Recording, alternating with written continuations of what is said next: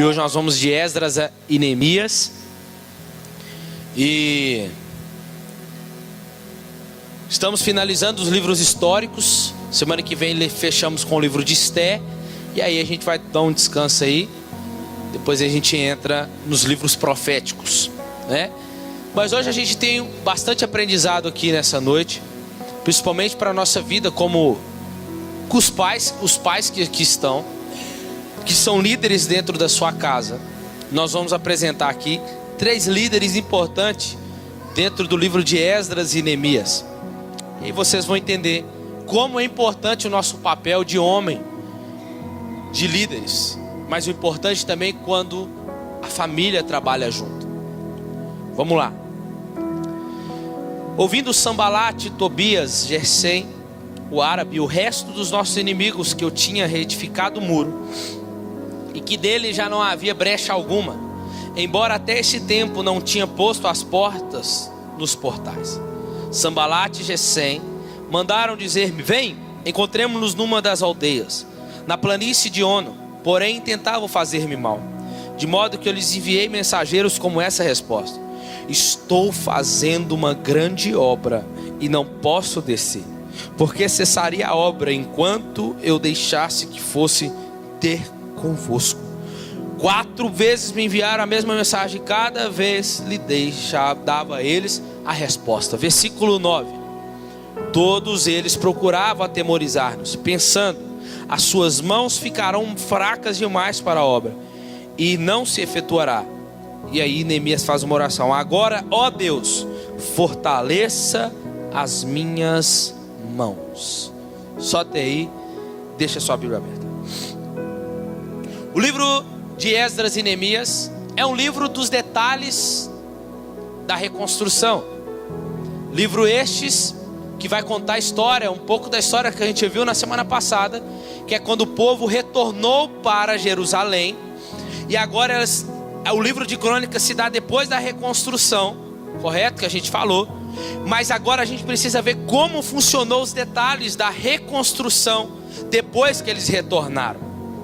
E Esdras e Neemias são 2 livros que é para ser lidos juntos.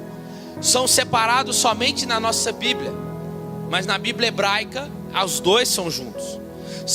Para encontrarmos, e nós, melhor dizendo, nós vamos encontrar aqui trabalhos sendo executados com o propósito de restauração do povo. A história se passa depois que os babilônicos, depois que eles voltaram, 50 anos depois que voltaram do exílio, começaram então a reconstruir a cidade e o povo. Mas podemos fazer algo aqui para entendermos melhor. Que esses 2 livros se concentram em 3 líderes que Deus usou, que foram chaves no retorno do exílio. Podemos lembrar que o povo eles foram levados em 3 levas para a Babilônia. Então o livro de Crônica nos conta uma delas, e Esdras e Neemias nos conta 2 do retorno. O primeiro retorno se deu com o primeiro líder, Zorobabel. E depois, na segunda volta, se deu com Esdras. E o terceiro com Neemias. E ainda ficaram pessoas lá que não quiseram retornar. Pessoas que nasceram lá e não tinham interesse em retornar para a terra dos seus pais, como nós vamos ver no livro de Esté na semana que vem. Então temos Zorobabel, Esdras e Neemias. E o conceito do livro vai tendo e vai se concentrando nos esforços de cada um deles, em que cada um deles fez para reconstruir. Esdras e Neemias conta a história desses 3 construtores, de 3 projetos de construção. Zorobabel fica responsável para a reconstrução do templo de Jerusalém. Esdras fica responsável para a reconstrução do povo, da comunidade. E Neemias fica responsável para a reconstrução das muralhas de Jerusalém. E em cada uma dessas construções houve-se oposições contra eles, oposições a construções. E no entanto, cada um desses líderes conseguiu resistir e se apegar à sua missão. E então supervisiona uma assembleia de exilados que se reúne para celebrar essa ocasião. Eu já abro aqui um parênteses para dizer que a igreja também é uma nação de exilados, de estrangeiros, residentes, que estão tentando construir uma casa para Deus, em circunstâncias que muitas vezes não são as ideais. Nós, assim como Israel, estamos em uma luta para vivenciar ou vivermos a aliança de Deus nesses dias atuais. Esdras e Neemias traz uma palavra de encorajamento. Esdras e Neemias é onde vai separar, ou melhor, vai nos mostrar como devemos superar a oposição externa e interna, enquanto se esforçam para completar a obra, uma morada santa e adequada para Deus, pois as pessoas ainda estão no processo de se tornarem santas. Hoje, na nova aliança, isso aponta para nós. Somos templos, somos casa de Deus. E todos os dias temos que lutar contra as oposições externas e internas, que nos atrapalha de podermos completar essa obra que está sendo construída todos os dias. Essa morada de Deus que somos nós, para sermos uma morada santa e adequada para Deus, porque nós ainda estamos no processo dessa reconstrução para nos tornarmos santos. Assim como Esdras e Neemias, não é tanto o exílio que nos chama a atenção, o exílio prolongado, mas é a restauração ainda inacabada, incompleta. E uma semelhança de Esdras e Neemias aqui, que devemos lembrar hoje, é como antes vemos a igreja que vem lutando para ser fiel a Deus. Somos nós. Enquanto vivemos como se estivéssemos em um território ocupado no meio da cultura secular. O que vemos aqui é o próprio Senhor que nos aponta, ou nos apontando, que nós somos o templo e a cidade que Ele tem preparado. E essas três histórias que veremos aqui são assim paralelas. E uma delas começa como nós vimos na semana passada, com o rei da Pérsia chamado Ciro, solicitado por Deus para enviar ajuda a Israel, enviando recursos e apoio. E nós vamos ver o rei Artaxerxes também. Mas vamos ouvir aqui primeiro o Zorobabel. O povo retornou para Jerusalém. Primeiro capítulo 1 até o 6 de Esdras. O povo retornou para Jerusalém, mas o povo, Deus faz eles retornarem, mas para reconstruir o templo, para depois reconstruir a cidade, para depois começar a retornar e reconstruir as suas vidas.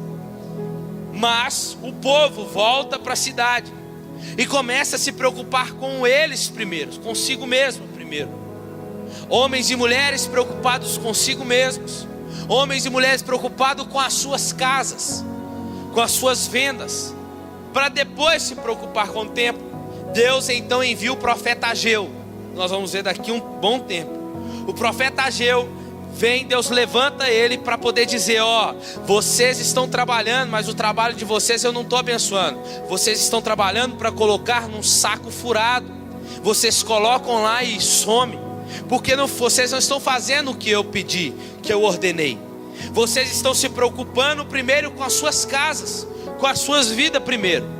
Preocupe primeiro com o meu templo, com o lugar aonde eu quero ser adorado, para depois vocês se preocupar com a cidade.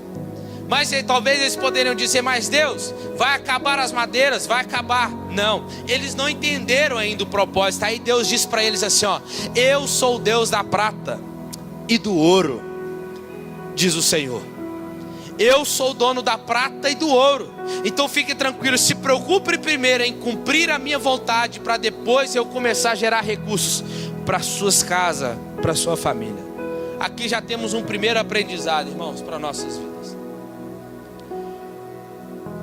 Nós temos o dever de primeiro cumprir a vontade de Deus. Nós, como homens que estamos aqui como pais, nós temos uma missão. Ser pai não é uma obrigação em si. Ser pai é uma missão. Deus nos deu uma missão de sermos líderes. Os homens temos que sermos líderes dentro da nossa casa. E Deus nos deu uma missão de cumprirmos e fazermos a sua vontade. E a vontade de Deus é primeiro o quê? Que nós venhamos primeiramente cuidar de nós mesmos, no sentido de que para glorificá-lo. preocuparmos primeiro em fazer a sua vontade, para depois, mas pastor, mas a minha casa, mas a minha família. Mas entenda uma coisa, irmão, se Deus, que é o Deus que nos deu uma missão, Ele se responsabiliza em te capacitar para você cumprir essa missão. Amém? Então é nós nos preocuparmos primeiro em fazer a vontade dEle, para depois venhamos a cumprir com a nossa casa, com os nossos deveres, que é cuidar da nossa casa. Mas se quando for para cuidar, Ele vai cumprir com o seu propósito. E aí nós vemos que a história de Esdras, então eles se voltam depois dessa chamada de Ageu, eles se voltam então para a construção do templo. Zorobabel vai começar a construir o templo. E ainda assim, nós vamos ver o templo sendo reconstruído, mas a presença de Deus ainda não estava mais com o povo. Eles tinham esperança que o reino de Deus vinha sobre todo o povo da terra, que é uma palavra que Deus deu a Abraão, que ele abençoaria todas as nações, todos os povos. Mas entenda, o desejo deles era que o reino de Deus viesse a ser estabelecido naquele tempo. Mas o reino de Deus não era para aquele tempo para vir, era só um começo, era só um soprar, era somente uma brisa. Mas o reino de Deus que eles haviam pensado lá atrás, hoje já se cumpriu no tempo da igreja com a chegada de Jesus.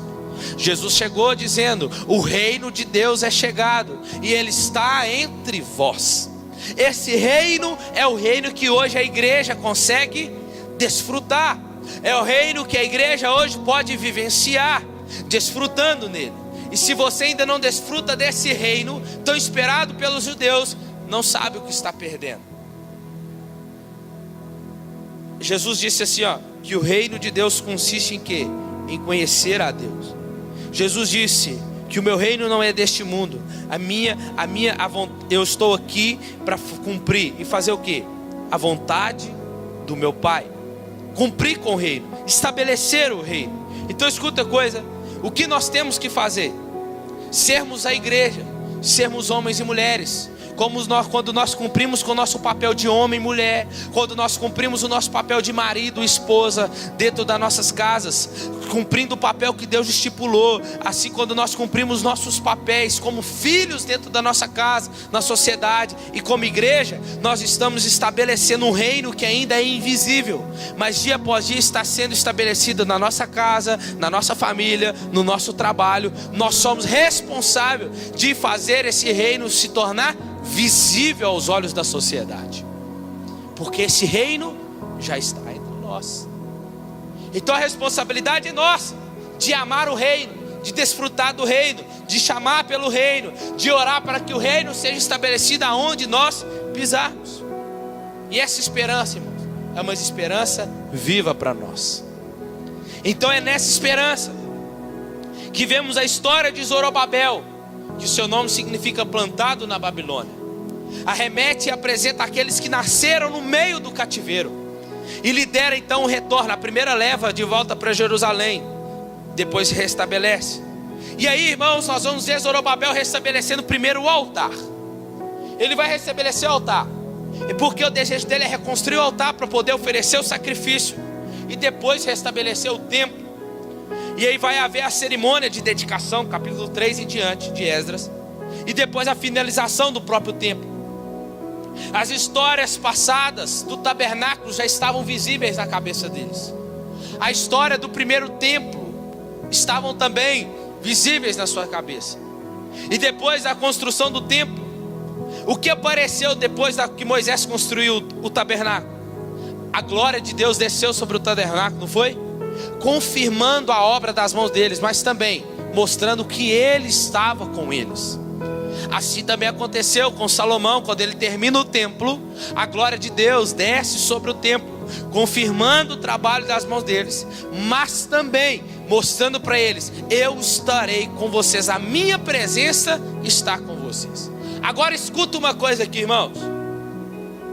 Como aconteceu no tabernáculo de Salomão, também deveria acontecer no templo de Zorobabel. Mas sabe o que acontece? Terminou o templo, finalizou, mas a glória de Deus não desce. O povo se alegra, o povo fica feliz, porque agora eles podem sacrificar, porque agora eles podem ter um lugar para adorar. Mas os anciãos, os mais velhos, que viram a glória do passado, eles olham para o templo e começam a clamar com pesar, dizendo: não é nada como antes, como o nosso passado glorioso. Cadê aquela glória confirmando? Cadê aquela presença que ia diante de nós? Que tiveram esperanças com o futuro. Irmãos, cadê essa glória? E aqui começa uma primeira oposição com Zorobabel, porque os netos dos israelitas que nasceram e cresceram em Jerusalém, eles veem se opor a Zorobabel, querendo trabalhar, querendo ajudar na construção. Zorobabel diz para eles: não, vocês não vão ajudar, porque vocês não são do nosso tempo. Irmãos, vivemos em tempos como esses,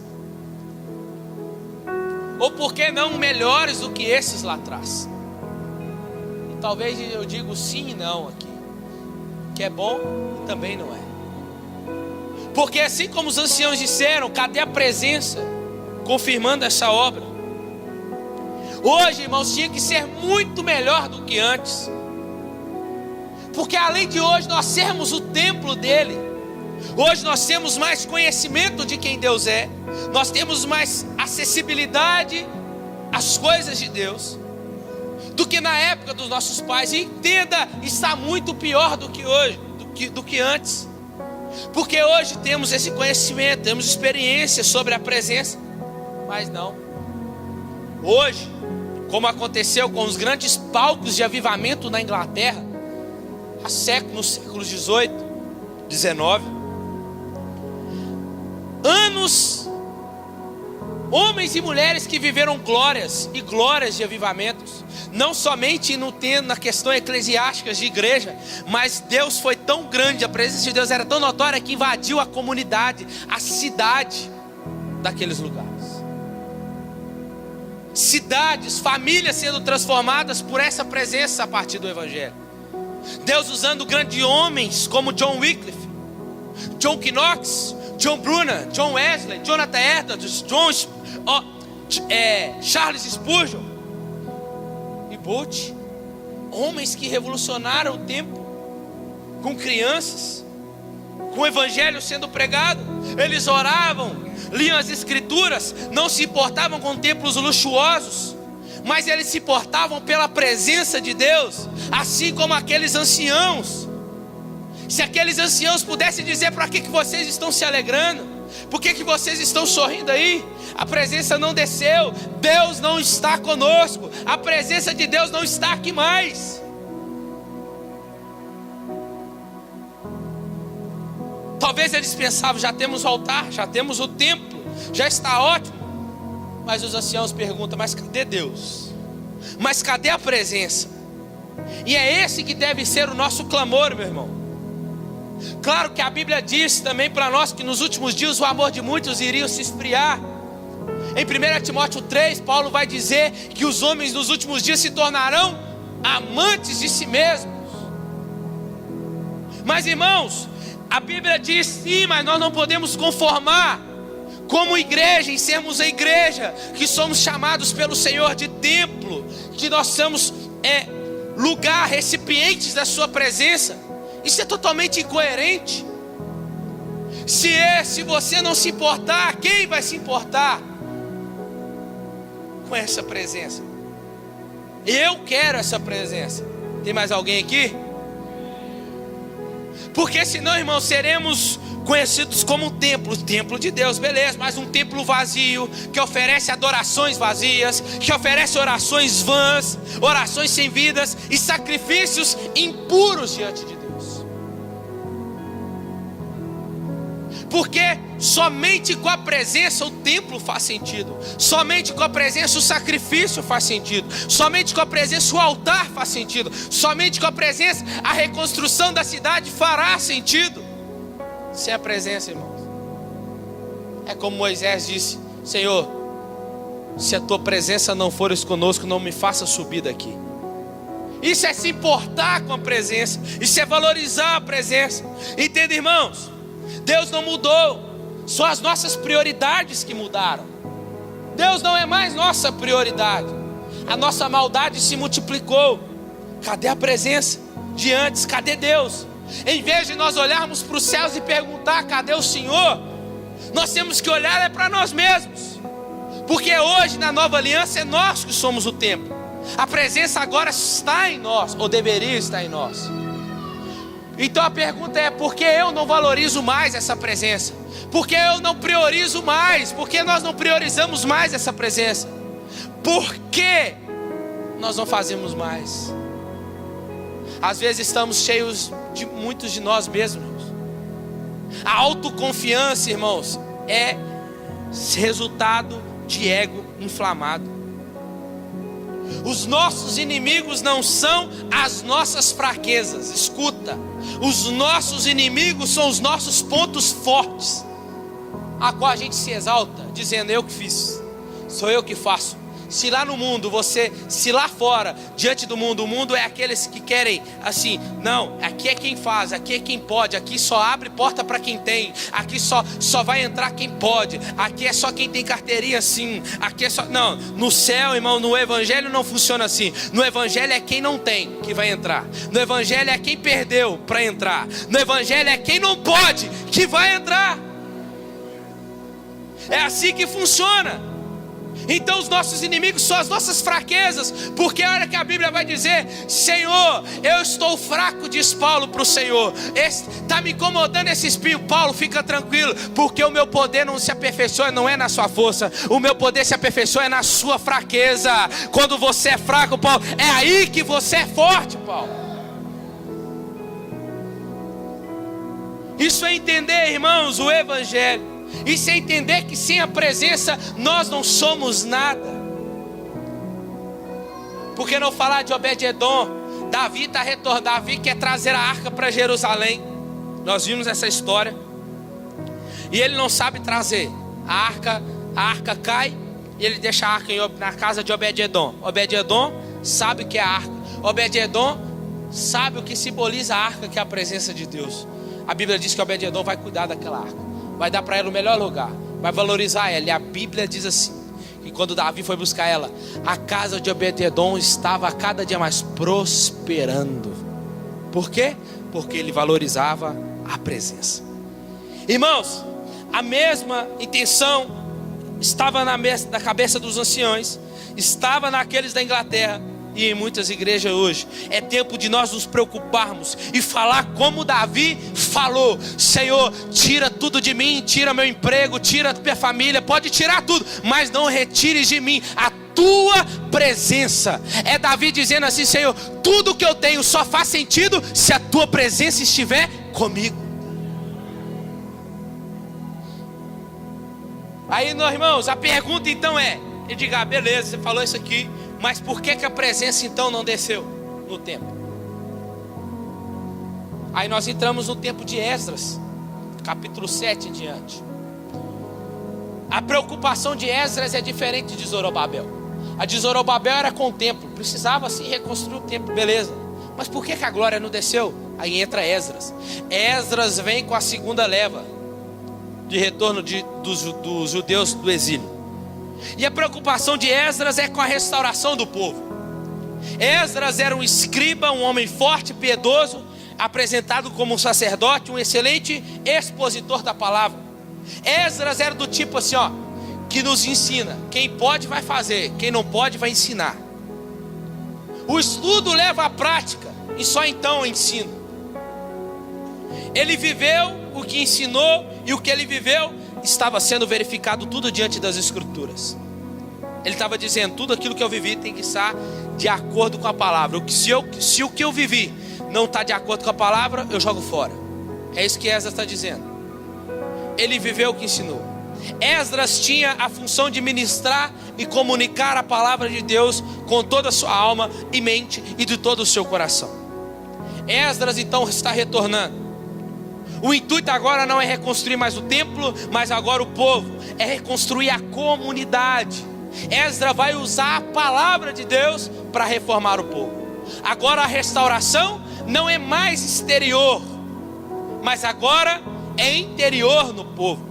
O que ele vê quando ele chega lá?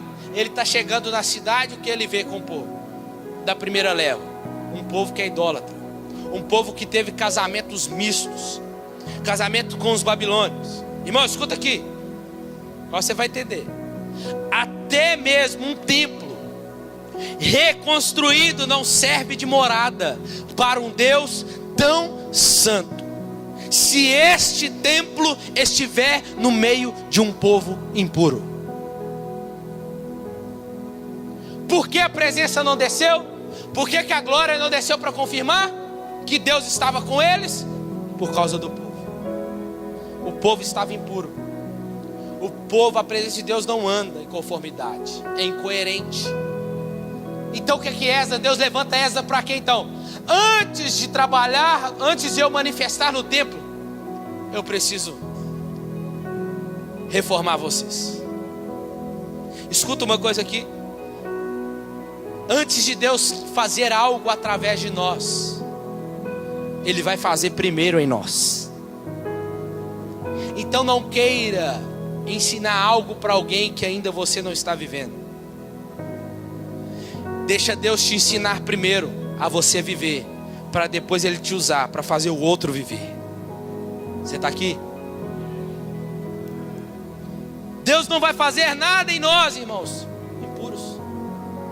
Esdras vai precisar fazer uma reforma espiritual no povo, apontando para o que Jesus faria na nova aliança. Esdras vai usar a Torá para ensinar. Israel precisa ser santo, se separar dos cananeus, segundo eles vai corromper o povo.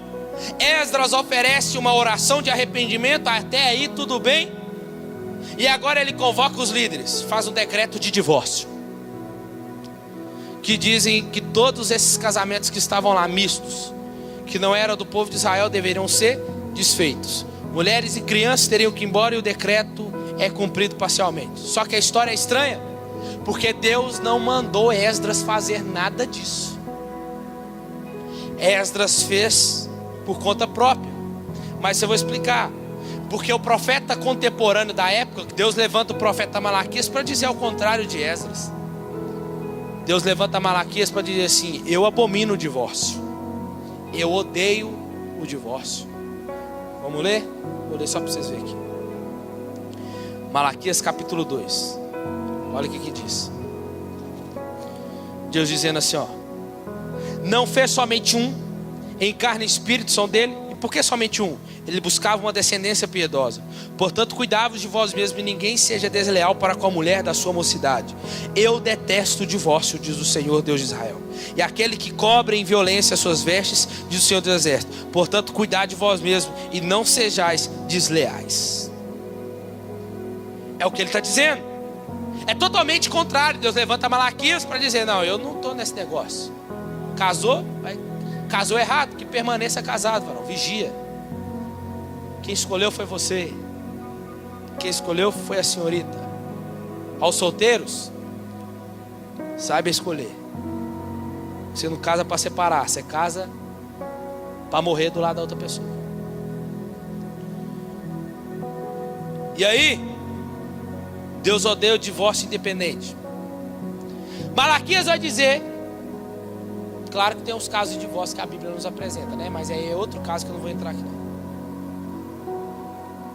Deus sempre quer o perdão, né? Mas aí depende do coração. Malaquias vai dizer que deveria sim, eles deveriam se importar com a pureza sim. Mas ele também disse que Deus se opunha ao divórcio, e assim gera os resultados. Mas então por que Esdras fez isso, irmãos? Vou explicar. Por medo de acontecer de novo o que aconteceu. O que aconteceu? Eles foram para o exílio. Por causa de quê? Por causa da desobediência. Por causa de quê? Porque não obedeceram a palavra, a lei de Deus. Esdras então é tomado por um profundo resgate. E esse resgate teve um exagero, precisamente pelo medo de que as pessoas não fossem cumprir a lei devidamente. Então se repetiriam os erros para serem levados para o exílio. Eles deixaram-se a Babilônia, mas Jerusalém não voltou a ser o que era. Parece que o exílio, os exilados não voltaram do exílio, porque esse resgate ainda não foi em totalidade. O livro de Esdras então termina com a resposta sincera da comunidade, que envolveu tanta confissão de pecado, quanto mudança na maneira de agir, quando Esdras expõe a palavra. E o assunto de Esdras central não é o divórcio, muito menos o racismo, mas o objetivo final de Esdras aqui é a reforma, a reconstrução do povo. É Esdras dizendo: antes de vocês que querem adorar num templo que é chamado casa de Deus, vocês precisam primeiro se tornar puros antes. Vocês precisam estar primeiro sendo, vocês primeiro precisam estar reconstruído para depois adorar, para depois servir. Irmãos, nós somos usados por Deus para reconstruir pessoas. Não é sobre levantar paredes, mas sim sobre reerguer pessoas. Deus nos chama para isso. Isso é evangelho. Além de nós sermos o templo hoje na nova aliança, Deus quer nos usar como homens e mulheres, como líderes deste templo, para reerguer pessoas, para colocar pessoas de pé, para reconstruir pessoas. Então entenda uma coisa: a vida de Deus só será notória na nossa vida, só será realidade, nós só seremos realidade de Deus para os outros povos e nações, se o povo de fato, se nós buscarmos nos arrepender e termos mudança de postura, para que a presença dele seja notória em nossa vida. Não adianta ter só aparência, como o templo está lá, o templo estava lá bonito, aí o povo queria ir lá oferecer, mas ele estava igual sepulcro caiado, bonito por fora, mas todo caído por dentro. O que adianta ter aparência de que está vivo, mas está morto? Não adianta ter só aparência, se por dentro está morto. Não adianta estar em pé pelo lado de fora, se dentro está caído. E é isso que Esdras está para nos ensinar. Esdras está para nos ensinar que é preciso levantar primeiro internamente, reconstruir aqui dentro primeiro, para depois estar de pé de fato do lado de fora. O templo só fará sentido para nós. A nossa adoração, o levantar das nossas mãos, o abrir da nossa boca, só fará sentido se de fato estivermos de acordo com o Senhor. Se de fato estivermos reconstruídos por dentro. O nosso abrir da nossa boca, o levantar das nossas mãos, só fará sentido se tudo estiver de acordo aqui dentro. Se aquilo que nós estamos professando do lado de fora está de acordo com o que estamos vivendo do lado de dentro. Jesus diz uma palavra de Isaías: este povo me honra com os lábios, mas o coração dele está longe de mim.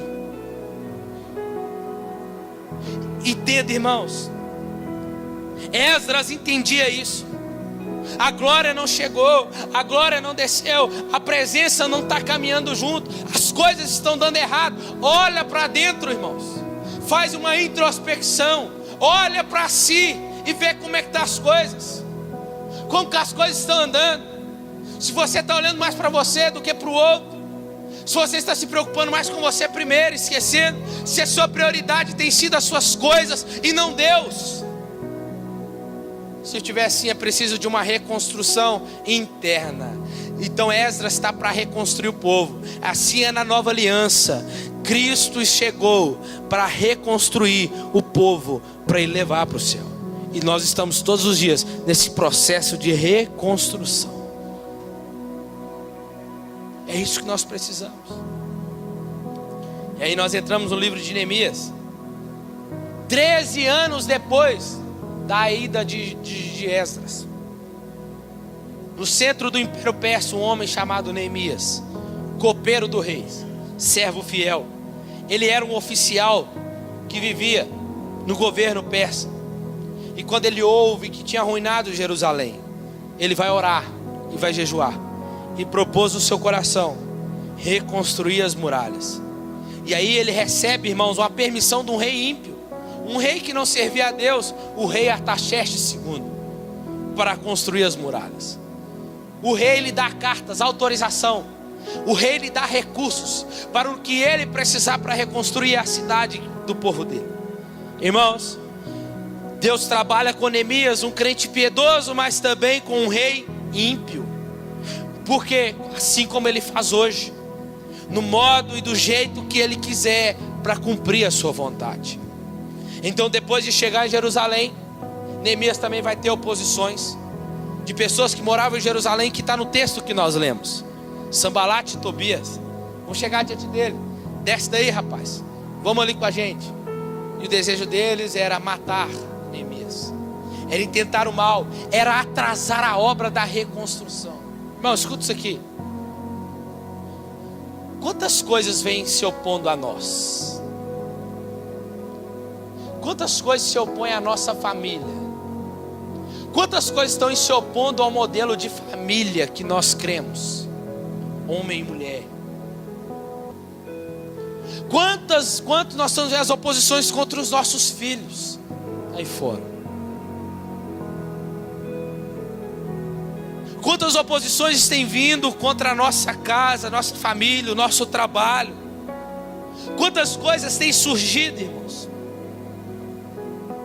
para nos fazer parar, para querer atrasar a obra de reconstrução da nossa vida, da nossa casa. E o desejo, irmão, dos inimigos de Deus e da igreja é parar. Ele não vai conseguir parar a obra de Deus, não vai, isso ele não pode. Mas atrasar ele pode. Ele pode paralisar. E ele vai trabalhar comigo, com você. Mas a nossa resposta tem que ser como a de Neemias. Qual foi? Escuta uma coisa aqui. Eu estou numa grande obra, e eu não vou descer. Eu não vou parar para poder descer, porque essa obra precisa continuar. Essa deve ser a nossa missão. Se a gente parar para ficar dando ouvido o que eles estão falando, se a gente parar para ficar dando ouvido como resposta para ele, a fulano, a ciclano, irmão, nós vamos parar a obra, nós vamos atrasar a obra que Deus tem para a nossa vida nesse sentido. Porque a Bíblia diz que aquele que começou a boa obra, ele é fiel para concluir ela. O diabo pode tentar, irmãos. Como diz o ditado, ele se levanta, mas para quê? Para cair de novo. Porque a Bíblia diz que as portas do inferno não podem prevalecer contra a igreja. Escuta que quando você vê essa frase, você pensa como? Parece que a igreja está aqui, ó. Ensinei os meninos do carisma já. Parece que aqui, ó, nós estamos segurando a porta, né? Quando você vê essa frase. E as portas do inferno não prevalecerão contra a igreja. Parece que o inferno está vindo contra nós e nós estamos segurando a porta aqui, ó. O inferno não vai vir, o inferno não vai passar daqui, é promessa. Não, irmãos, não é isso. Quando a Bíblia diz que as portas do inferno não prevalecerão contra a igreja, é a igreja que está no ataque. É a igreja que está atacando, e as portas do inferno não podem prevalecer contra a igreja. Você está aqui hoje mesmo? Então escuta uma coisa, irmão. Nós estamos numa grande obra. O Senhor está todos os dias construindo e reconstruindo a nossa casa, a nossa vida, a nossa família, todos os dias. Então para de dar ouvido a fulano, a ciclano, e se preocupa em agradar ao Senhor. Se preocupe em colocar como prioridade o Senhor na sua casa e na sua família.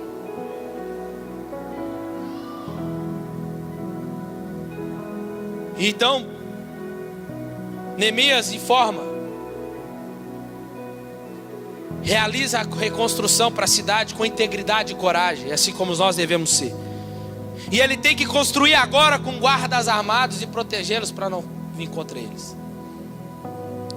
Aí aparece Esdras com Neemias no capítulo 8, em Jerusalém. Só que agora Esdras aparece com Neemias ensinando a palavra, liderando a comunidade em uma ação de avivamento e de aliança com Deus, adotando medida para a edificação de Jerusalém, além de outras ações em relação aos homens que despojaram mulheres de outras comunidades. Tanto como Esdras e Neemias, o desejo desses era manter o povo santo, puro e separado em relação aos outros povos. Qual que era o desejo de Zorobabel primeiro? Vamos construir o templo, porque senão eles vão ter outro lugar para adorar. O templo é para adorar somente ao Deus de Israel. Beleza, estabelecido. Qual o desejo de Esdras? reedificar o povo, reconstruir o povo. Para o quê? Para esse povo se torne santo e não se misture com outras pessoas. Neemias reconstrói a cidade. Por quê? Para que nenhum outro inimigo avance e entre para dentro da cidade. Proteção.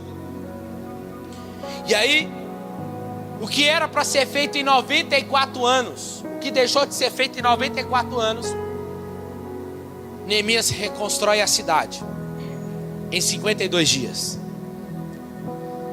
Restaurar os muros, irmãos, era necessário não apenas para defender a comunidade, mas também para restaurar a unidade. E é isso que Deus espera de nós.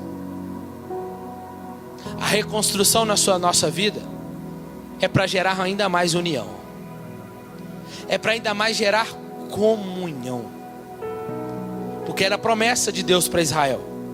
Em Davi unificou as tribos, com Salomão, com seu filho Roboão, divide as tribos. E o desejo de Deus agora é unificar as tribos. A vontade de Deus sempre é unidade. João capítulo 17, a maior oração de Jesus. Jesus vai falar assim: Pai, eu oro a Ti, para que aqueles que Tu me deste sejam um, como eu e o Senhor somos um. Esta é a vontade de Deus, e ela não mudou. O que Neemias e Esdras nos ensina é que não basta que as coisas externas estejam corretas, como o templo, os muros estejam em seu lugar. O importante é termos a palavra de Deus primeiramente em nossos corações, e que esses corações estejam sempre receptivos e obedientes, que é o motivo pelo qual Esdras e Neemias voltam a ressaltar como a reconstrução do povo. E a gente finaliza aqui agora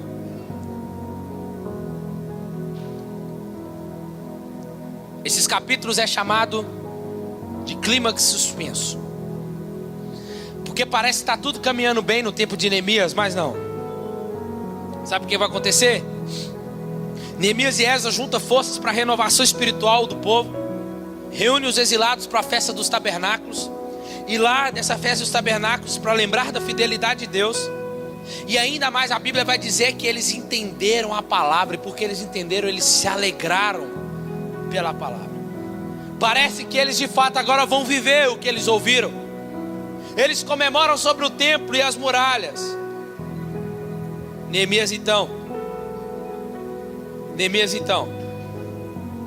nos mostra uma coisa: que Deus trabalha com pessoas piedosas, mas até aqui pensamos que tudo terminou bem, mas não.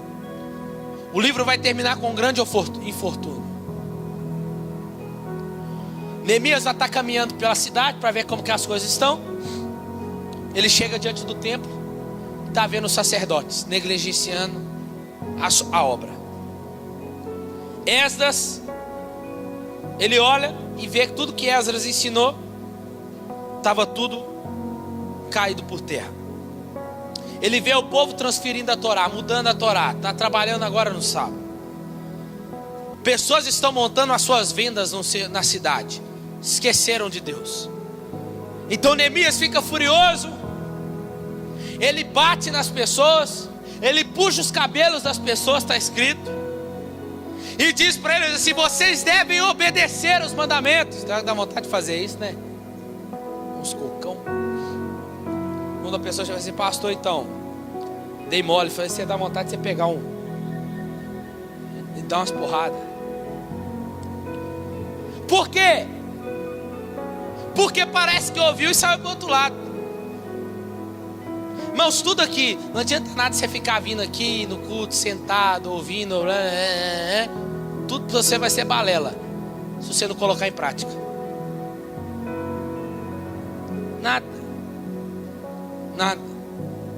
Se você não pratica aquilo que é te ensinado, você esquece. Só fará sentido a palavra de Deus na nossa vida e nos nossos corações se nós colocarmos ela em prática. Senão é Deus que vai puxar seus cabelos. Dos carecas vai na cabeça mesmo. Lembre-se então, O livro começa nos mostrando as promessas de Deus sobre o Messias, o templo, o reino de Deus. Mas nada disso acontece naquele tempo.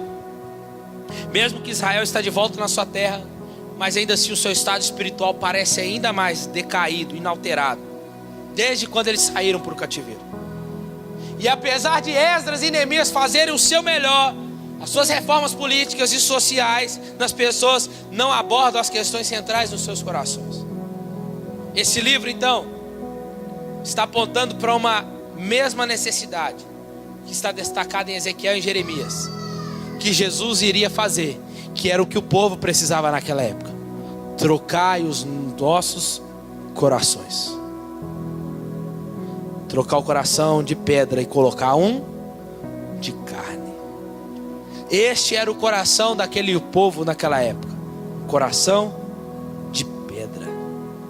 O que aquele povo precisava era de uma restauração holística, uma restauração completa, total, inteira.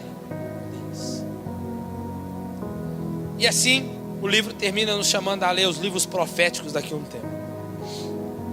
Essa restauração é daí que nasce o judaísmo.